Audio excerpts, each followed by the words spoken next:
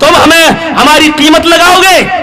تم بتاؤ گے مولانا جرجیز کی قیمت کیا ہے؟ تم مر جاؤ گے، مولانا جرجیز کی عزت و مقام تک تم نہیں پہنچ پاؤ گے۔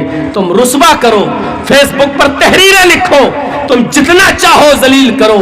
میں اچھی طریقے سے فیس بکیا ان کٹب اللہوں کو جانتا ہوں کہ یہ کس کے اشاروں پر یہ تحریریں لکھی جا رہی ہیں اور کس نے یہ تحریر لکھ کے دی ہے، کیونکہ ان کے اندر تو 2 لائن لکھنے کی صلاحیت نہیں ہے۔ یہ اتنا لمبا چوڑا تحریر اور یہ اتنا لمبا چوڑا مضمون یہ کس کے کہنے پر اور کس کے اشاروں پر لکھا گیا، سب اچھی طریقے سے واقف۔ اور پردہ نشین اسلامی خواتین، ماں اور بہنوں، بہت ہی لمبی مدت کے بعد میں نے بہار کی اس سرزمین پر یہ پہلا پروگرام دیا تھا، اور اس پروگرام کو بھی لینے کے لیے جب اشرف صاحب ہمارے پاس آئے، پھر فون پر رابطے کیے، تو ان کو بھی بہت زیادہ کوششیں کرنا پڑیں، بہت زیادہ ان کو اصرار کرنا پڑا۔ میں نے ان کے سامنے اپنی پریشانیوں کو رکھا، انہوں نے کہا کہ آپ کو کوئی دقت نہیں آئے گی، کسی بھی قسم کی کوئی پریشانی نہیں ہوگی۔ اس گاؤں کے لوگوں نے پورا ہم کو بھروسہ دلایا تھا، اور چونکہ میں نے یہ پروگرام ان کے اتنے زیادہ اصرار کے بعد اس لیے دے دیا کیونکہ اشرف ہمارے مصیبتوں کے دنوں میں، ہمارے پریشانیوں کے دنوں میں ہم سے ملنے آیا کرتا تھا۔ کئی مرتبہ وہ ملنے آیا، اور پھر جیل سے رہا ہونے کے بعد بہار کے کئی لوگوں نے پروگرام مانگے، لیکن میں نے کہیں نہیں دیا۔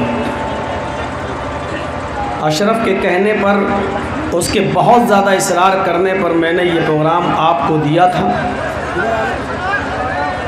صرف یہ سوچ کر کہ جو شخص ہمارے پاس جیل میں آیا، ملا، میرے دکھ اور مصیبت میں کام آیا، چلیے اتنی بات تو اس آدمی کی رکھ لی جائے۔ اور ابھی یہ جلسہ ختم کرنے کے بعد جب آپ فارغ ہوں گے تو کل سے ان مولویوں کی تحریریں بھی آپ پڑھیے گا فیس بک پر کہ باہر سے مولویوں کو بلایا جاتا ہے، 1-1 لاکھ اور 1.5 لاکھ روپے لیتے ہیں، قوم کا نقصان۔ کل سے ان ملا اور مولویوں کی تحریر بھی دیکھیے گا، وہ سب فیس بک، ان کو میں فیس کروں، آپ کے جلسے کو فیس کروں، اپنے مقدموں کو دیکھوں، اپنے والد محترم جو اس وقت ان کا ایک پھیپھڑا خراب ہو چکا ہے اور جو سانس اور دمے کے مرض میں مبتلا ہیں اور جن کو ہارٹ کی بیماری ہے، میں اس وقت ان کو دیکھوں۔ یہ بہت سے چیلنجز ہیں اس وقت ہمارے سامنے، اس لیے میں آپ سے گزارش کرتا ہوں، آپ لوگ شانتی کا ماحول 20 سال سے اب تک نہیں دے پائے تو اب کیا دیں گے؟ میں یہ نہیں جانتا ہوں، میں جانتا ہوں کہ ہمدردی بھی بہت ہے، پیار بھی آپ کو بہت ہے، محبت بھی آپ کو ہم سے بہت ہے، مجھے اس بات سے بھی، لیکن ایسی محبت کا کیا فائدہ جب کسی کی کوئی بات ہی نہ مانی جائے اور دعوے کیے جائیں کہ ہمیں محبت ہے، تو ایسی محبت کا کیا فائدہ؟ جب ہم دین پر عمل نہ کر سکیں اور دین کی محبت کا دعویٰ کریں تو ایسی محبت کا کیا فائدہ؟ آپ کے اسٹیج پر ابھی ایک لڑکا بیٹھا ہوا ہے، اب اس کو لڑکا کہوں کہ آدمی کہوں، وہ تصویر کہاں ہے؟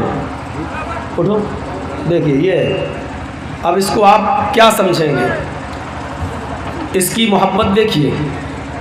جب میں جیل کے اندر گیا تو اس شخص نے 3 روزے رکھے ہمارے لیے، دعا مانگی ہمارے لیے، دعائیں آپ نے بھی کی ہیں، اور ابھی ہمیں جہاں میں ٹھہرا ہوا تھا رکا ہوا تھا اپنے دوست کے یہاں سامنے، وہاں مجھے بتایا گیا کہ مولانا اتنی دعائیں ہوئی ہیں آپ کے لیے کہ کوئی جلسہ خالی نہیں گیا، کوئی مسجد خالی نہیں گئی، ہر جمعے میں آپ کے لیے دعا ہوتی تھی، ہر خطبے میں آپ کے لیے دعا ہوتی تھی۔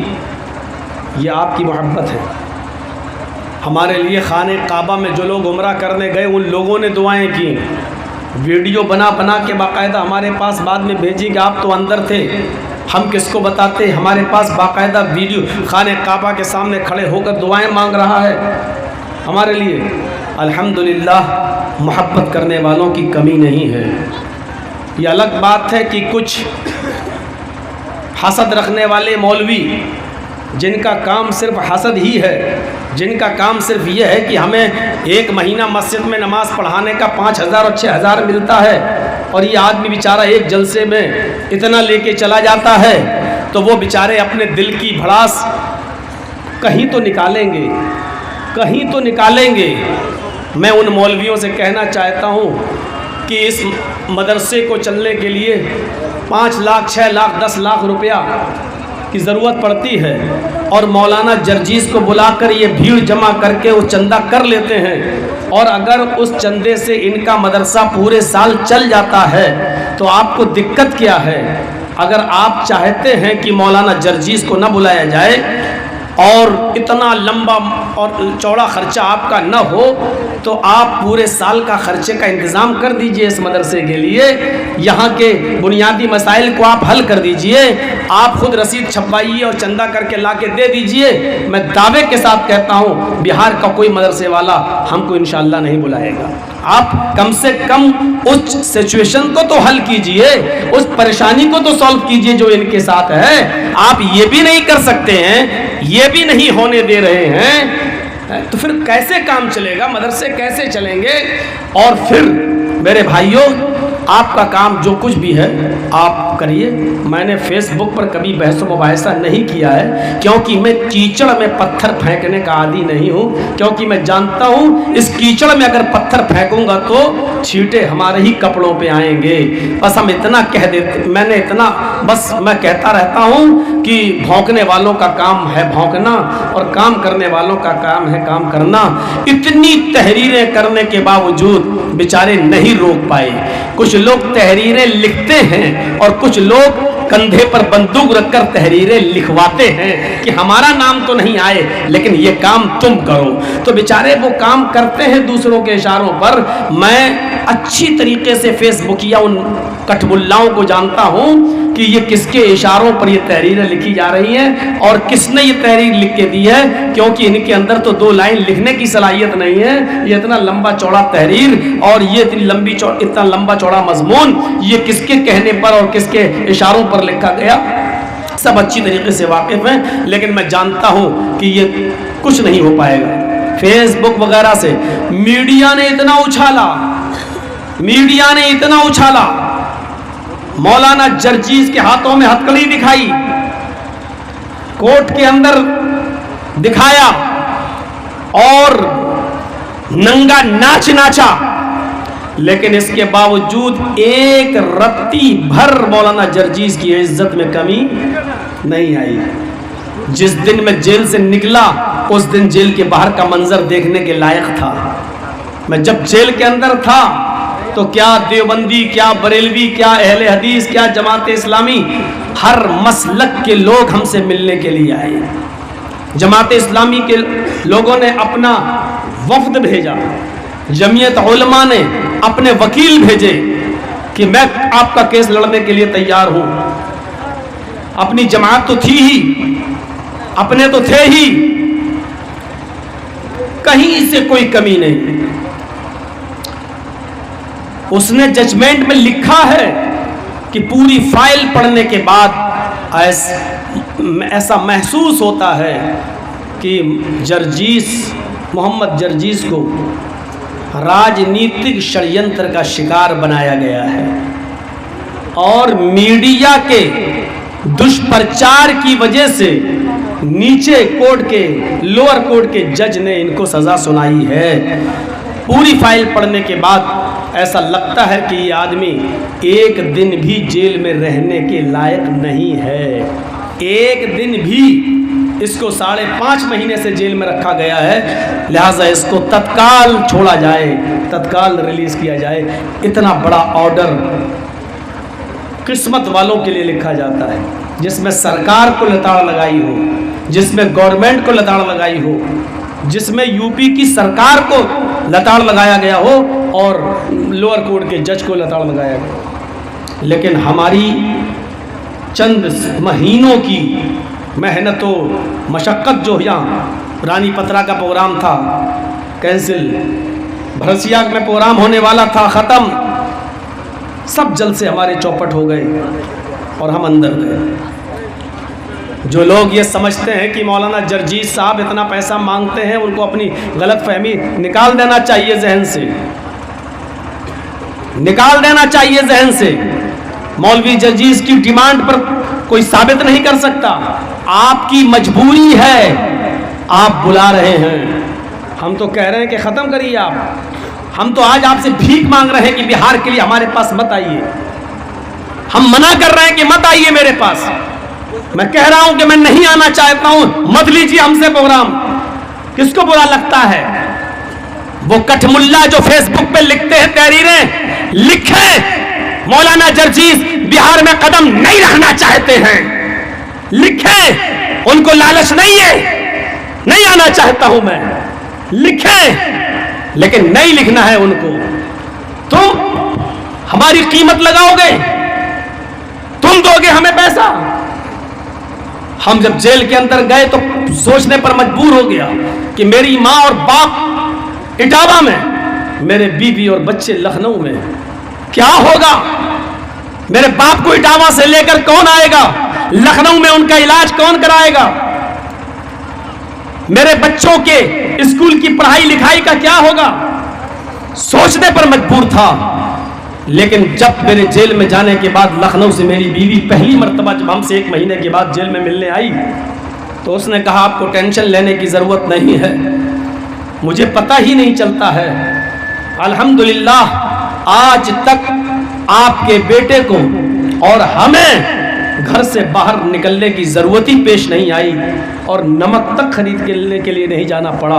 کوئی آتا ہے کچھ دے کے چلا جاتا ہے، کوئی آتا ہے کچھ دے کے چلا جاتا ہے، کوئی آتا ہے پورے سال کے بچوں کی فیس جمع کر کے چلا جاتا ہے، اور نام پوچھتا ہوں تو نام نہیں بتاتا ہے۔ میرے بھائیوں، تم مولانا جرجیز کی عزت کرو گے؟ تم ہمیں ہماری قیمت لگاؤ گے؟ تم بتاؤ گے مولانا جرجیز کی قیمت کیا ہے؟ تم مر جاؤ گے، مولانا جرجیز کی عزت و مقام تک تم نہیں پہنچ پاؤ گے۔ تم رسوا کرو، فیس بک پر تحریریں لکھو، تم جتنا چاہو ذلیل کرو، لیکن میں تمہاری تحریروں کو اپنے پیروں میں پہنے ہوئے جوتے اور اس کے بوٹ پر رکھتا ہوں، میں تمہاری تحریر کو اپنے جوتوں کی نوک پر ٹھکراتا ہوں، میں اس کو کوئی اہمیت نہیں دیتا ہوں۔ میرے ساتھ محبت کرنے والوں کا ایک قافلہ ہے، میرے ساتھ محبت کرنے والوں کا ایک رشتہ ہے، اور یہ رشتہ آسمانی محبت سے جڑا ہوا ہے، ورنہ کسی خطیب کو، کسی مقرر کو، کسی عالم کو اتنی عزت آج تک کہاں ملتی ہے، کہاں ملتی ہے جو ہم کو ملی ہے؟ تم روک کر دکھاؤ۔ ابھی کرناٹک کا پروگرام دیکھ لو، وہاں 2 بلیک کمانڈو ہمیں دیے گئے پیچھے جیل سے نکلنے کے بعد، آپ دیکھ لیجئے اور دیکھیے کس طریقے سے ہم کو لے کے جایا جا رہا ہے، کس طریقے سے ہم چل رہے ہیں اور کس طریقے سے لوگ ہمارا پیچھے پیچھے دوڑ رہے ہیں۔ تم یہ عزت و ذلت کا مالک تم نہیں ہو۔ اللہ تعالیٰ اگر کسی کو عزت دینا چاہتا تم ذلیل کرو گے تو ایسے سمجھو جیسے کوئی بکرا کسی پہاڑ کو اپنے سینگوں سے توڑنا چاہے تو اس بکرے کے سینگ ٹوٹیں گے، اس پہاڑ کا کچھ نہیں بگڑے گا۔ تم بکرے ہو، اپنے سینگ سے اللہ کی دی ہوئی عزت کو کچلنا چاہتے ہو، تمہارے سینگ ٹوٹیں گے، اس پہاڑ کا کچھ نہیں ہوگا انشاءاللہ، انشاءاللہ۔ کوئی مولوی جرجیز اپنے لیے جیل میں گیا؟ اپنے لیے گیا؟ نہیں گیا، اپنے لیے تھوڑی گیا۔ اپنے لیے گیا ہوتا تو آج پوری قوم ہمارے ساتھ نہیں ہوتی۔ ابھی تو نمبر آ رہا ہے اور لوگوں کا۔ ڈاکٹر ذاکر نائک دیش چھوڑ کے چلے گئے، مولانا سعد صاحب کل بیچارے مولانا سعد صاحب کو کتنا بدنام کیا گیا ٹی وی چینلوں نے، کرونا بم ہے، کتنا رسوا کیا ان کو۔ مولانا کلیم الدین صدیقی کو 2 سال جیل میں رکھنے کے بعد کل ان کو جیل سے رہائی ہوئی، پرسوں 2 سال، اور مولانا جرجیز کو تو باقاعدہ سزا سنائی گئی 10 سال کی، اور سزا والا اتنی جلدی نہیں نکلتا ہے، کم سے کم 2 4 5 6 سال اس کو جیل میں رہنا پڑتا ہے۔ تب یہ پلاننگ تھی 2024 تک مجھے جیل کے اندر رکھا جائے تاکہ نہ یہ بنگال جا سکے پرچار کرنے، نہ یو پی میں کسی پارٹی کا ساتھ دے سکے۔ یہ بہت گہری ایک سازش تھی میرے خلاف، لیکن اللہ کا شکر ہے کیس میں جان نہیں تھی، کیس میں دم نہیں تھا، اس لیے اللہ تعالیٰ نے مجھے وہاں سے جلدی 5.5 مہینے کے اندر نکالا۔ جو لوگ مجھ سے ملنے آئے، میرے دکھ درد میں میرا ساتھ دیا، اللہ ان کو جزائے خیر دے۔ جو نہیں آ سکے، جنہوں نے ہمارے لیے دعائیں کی، اللہ رب العالمین ان کو بھی جزائے خیر عطا فرمائے۔ بہرحال میرے پیارے ساتھیوں، آپ کے معاملات آپ کے ساتھ ہیں، ہمارے معاملات ہمارے ساتھ ہیں۔ آپ دین کی عزت کرنا سیکھیے۔ مولانا جرجیس رہے نہ رہے ہمارے ساتھ، کل پھر کچھ ہو جائے ہم کچھ نہیں کہہ سکتے۔ ابھی ہم صرف بیل پہ نکلے ہیں، ابھی مقدمہ ہمارا ختم نہیں ہوا ہے۔ میرے بھائیوں، کل ہمارے ساتھ کیا ہو ہم نہیں، لیکن آپ سے پھر میں عزت کرتا ہوں، گزارش کرتا ہوں، عزت کرنا سیکھیے دین کی۔ خاموشی کے ساتھ اجلاس کو سنیے۔ ویسے ہی آج کل ان اجلاسوں پر پابندی کی بات چل رہی ہے، رات بھر جلسوں کے خلاف تحریریں آ رہی ہیں، جلسوں میں 10 لاکھ 8 لاکھ روپے خرچ کرتے ہیں لوگ، تو اس کے خلاف تحریریں لکھی جا رہی ہیں۔ آپ کے ان جلسوں پر باقاعدہ قدغن لگانے کی کوشش کی جا رہی ہے۔ کشن گنج کی سرزمین پر تو مولوی جرجیز پر پابندی لگانے کی بات بھی کہہ دی گئی ہے، اور ایک اچھا خاصا پڑھا لکھا مولوی ہمارے بائیکاٹ کا اعلان فیس بک پہ کرتا ہے، اس کو بیچارے کو معلوم ہی نہیں کہ بائیکاٹ کہتے کس کو ہیں، اس کو پتہ ہی نہیں ہے۔ ایک معمولی جگہ کا ذمہ دار اتر پردیش کے امیر کا بائیکاٹ کر رہا ہے، نہ تیرا ضلع تیرے ساتھ ہے، نہ تیرا علاقہ تیرے ساتھ ہے، نہ تیری بستی تیرے ساتھ ہے، نہ تیرا صوبہ تیرے ساتھ ہے، نہ مرکز تیرے ساتھ ہے، اور تو فیس بک پہ لکھ رہا ہے مولانا جرجیز کا کشن گنج کی سرزمین پر بائیکاٹ۔ ابھی میں صرف اسٹیشن پہ اتر جاؤں کشن گنج کی سرزمین پر تو ہزاروں لوگ سیلفی لے کر اپنے فیس بک پہ ڈال کر، اپنے واٹس ایپ گروپوں پہ ڈال کر ابھی اس کو جلانے کے لیے تیار ہیں، اس کو چوکانے کے لیے تیار ہیں، ہمارے استقبال کے لیے تیار ہیں۔ اس کے بعد سینکڑوں لوگوں نے ہم سے کہا مولانا اس کی کیا حیثیت ہے وہ تمہارا بائیکاٹ کرے گا؟ جو مسجدوں کے نام پر چندہ کر کے کھا جاتا ہو، جو مدرسوں کے نام پر یتیموں اور غریبوں کے نام پر چندہ کر کے جو پیسہ کھا جاتا ہو، وہ آپ کا مقابلہ کرے گا اور آپ کے اوپر بغاوت کرے گا اور آپ کا بائیکاٹ کرے گا۔ آپ آئیے اور ہمارے یہاں پروگرام دیجئے، دیکھتا ہوں اس کی ماں نے اس کو کتنا دودھ پلایا ہے جو آپ کو روک سکے کشن گنج کی سرزمین پر جلسے میں آنے سے۔ میرے ساتھ تو عوام ہے، میرے ساتھ تو پبلک ہے، کون بائیکاٹ کرے گا؟ لیکن میں خود چاہتا ہوں کہ اب ان بستیوں میں جاؤں جہاں عزت کے ساتھ قرآن سنا جاتا ہو، جہاں عزت اور احترام کے ساتھ حدیثیں سنی جاتی ہوں، جہاں قرآن و حدیث کو عزت و احترام کے ساتھ سننے والے لوگ موجود ہوں، اور جہاں جلسے کی قدر ہوتی ہو، جہاں علماء کی قدر ہوتی ہو، جہاں ان کی بات مانی جاتی ہو، وہاں جلسے دیے جائیں۔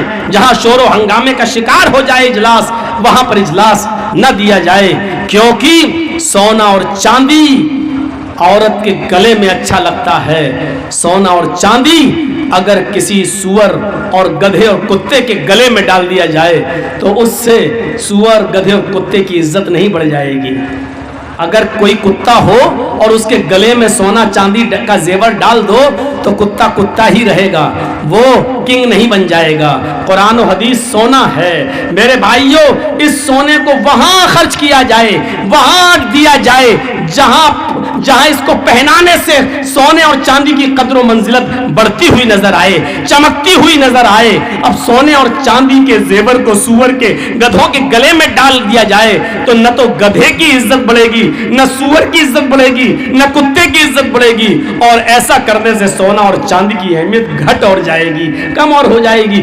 اتنا قیمتی سونا کتے کے گلے میں پڑا ہوا ہے، تو سونے اور چاندی کی قیمت کو ہم گھٹانا نہیں چاہتے ہیں، قرآن و حدیث کی قیمت کو ہم گھٹانا نہیں چاہتے ہیں, ہم اس کو نیچے نہیں کرنا چاہتے ہیں, ہم چاہتے ہیں کہ یہ وہاں خرچ ہو جہاں اس کو اور زیادہ چمکتا ہوا نظر آئے, جہاں قرآن و حدیث کی عزت ہو اور احترام ہو, یہ میں وہاں خرچ کرنا چاہتا ہوں. میں نے اپنے جملوں میں بہت کچھ کہہ دیا, سمجھدار ہوگے تو سمجھ گئے ہوگے, نہیں سمجھدار ہوگے تو کوئی بات نہیں, ہم پھر بھی بچے ہوئے ہیں کہ چلو ہماری بات کو نہ سمجھا تو اچھا ہے.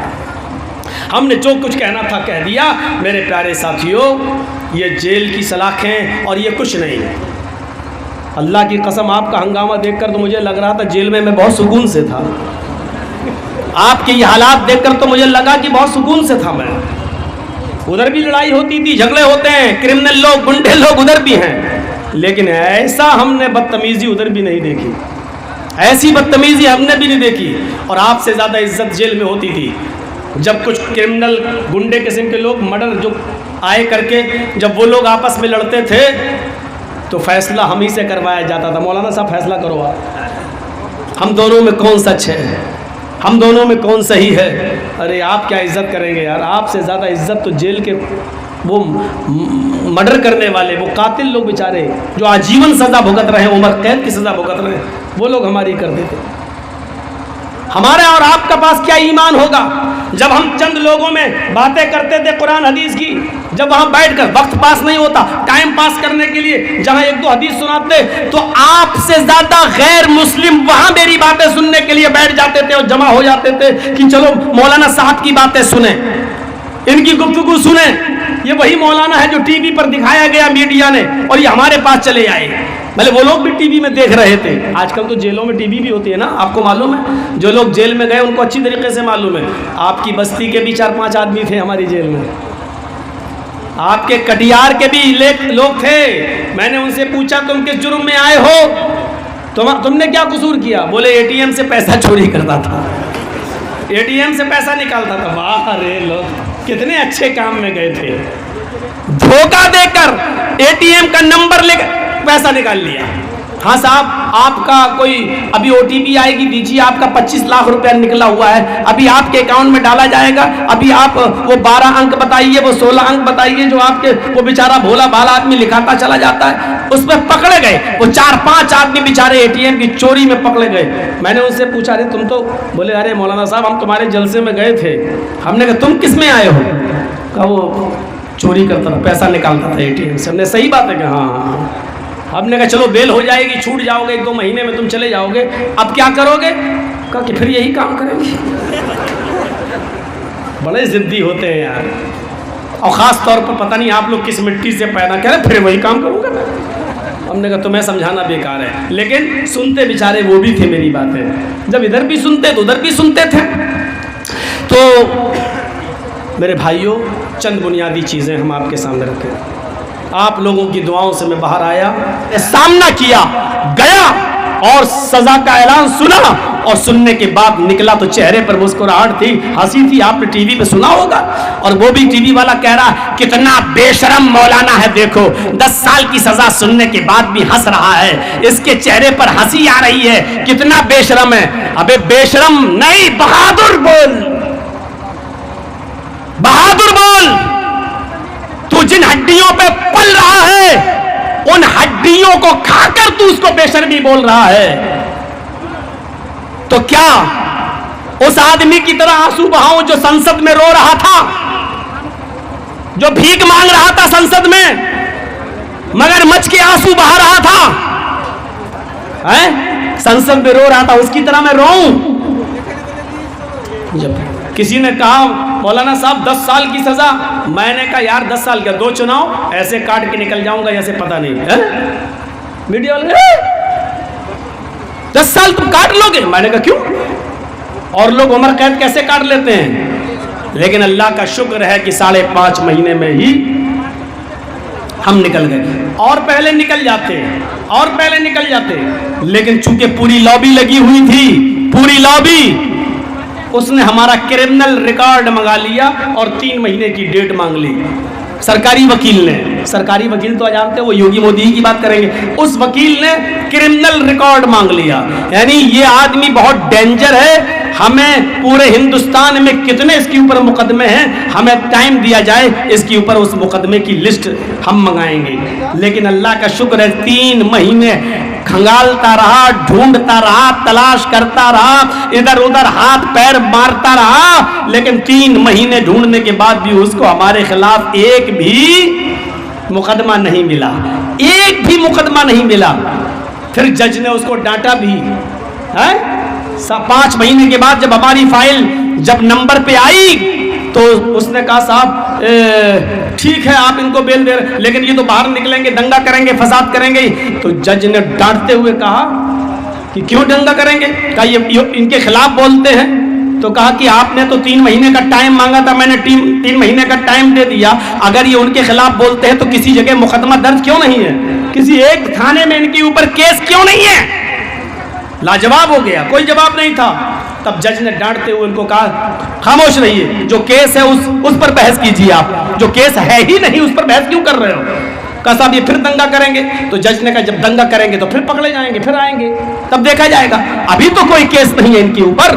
تب اس نے جا کر 15 دن کے لیے ہماری فائل اپنے پاس رکھی کہ اچھا ٹھیک ہے میں اس کو غور سے پڑھتا ہوں، اور غور سے پڑھنے کے بعد اس نے کہا کہ لگتا ہے پوری فائل پڑھنے کے بعد کہ یہ آدمی راجنیتک षड्यंत्र کا شکار بنایا گیا ہے اور میڈیا کے دباؤ میں یہ غلط فیصلہ سنایا گیا ہے۔ پوری فائل پڑھنے کے بعد ایسا لگتا ہے کہ ایک دن بھی جیل میں رہنے کے لائق نہیں ہے، اس کو ترنت چھوڑا جائے، امیڈیٹلی ریلیز، ایک دم اس کو فوراً چھوڑا جائے، اس کو تتکال ان کی رہائی کی جائے۔ ذرا تصور کیجیے آپ، الحمدللہ یہاں سے جیت بھی ہوئی ہے۔